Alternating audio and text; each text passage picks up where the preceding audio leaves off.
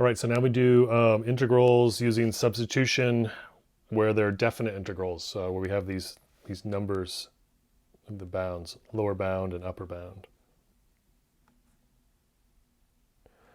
And you'll notice this is exactly the same as the substitution rule. The only difference is that now we have these bounds, a and b.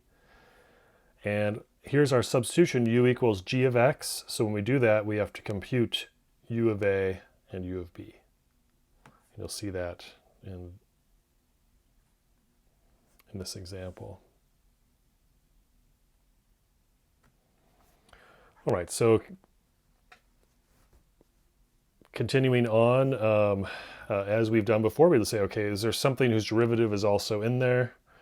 And that tells me what I should make u into. So if you see, I'm going to say u is equal to x squared plus 1, because the derivative of x squared plus 1 is 2x, and there's an x in there. It's not quite a 2x, but that's why when I say up to a constant, that's what I mean. Okay, so du is 2x dx.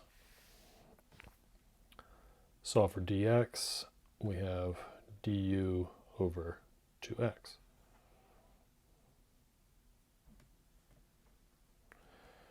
All right.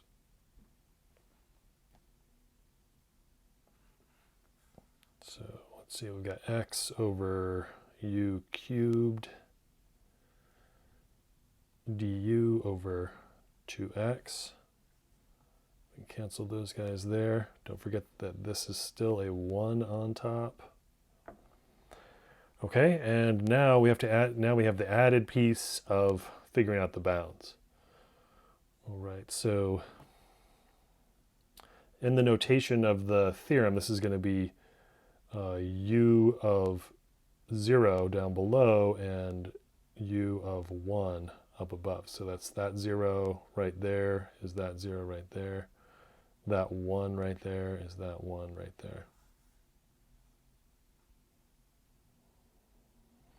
And whatever our function is, let's see, here's our u function. U is x squared plus 1. So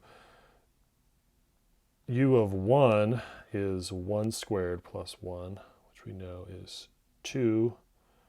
And u of 0 is 0 squared plus 1, which we know is 1. So this integral becomes the integral from 1 to 2,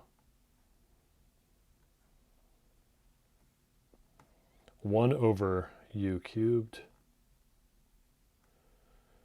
du over 2. Now I'm going to pop that 1/2 out front.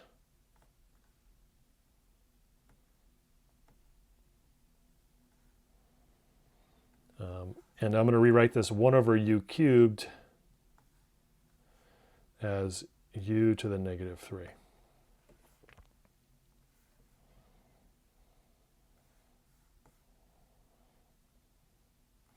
And now with these kinds of substitution problems where we have the definite integrals, if we change the bounds like this, we don't have to back substitute at the end. Okay, so u to the negative 3, the antiderivative of that, let's see, negative 3 plus 1, that'd be negative 2. So we have u to the negative 2 over negative 2 evaluated from 1 to 2.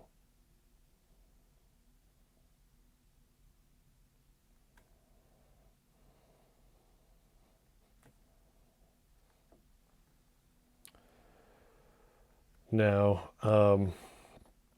let's see. I want to try and show you something here.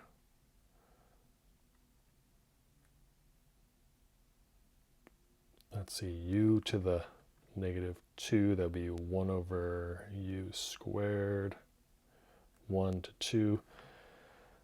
You can take this fraction out, pop it out there in front, and multiply by that 1/2 there. So let me show you how that works here.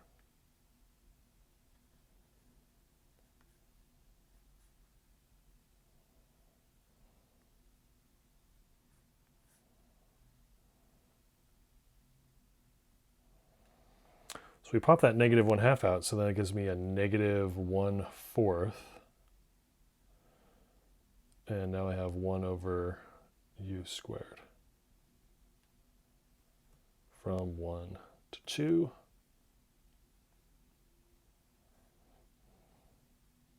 Let's see, I have 1 over 2 squared. 2 squared is 4, so we have 1/4 minus 1 over 1, or just 1.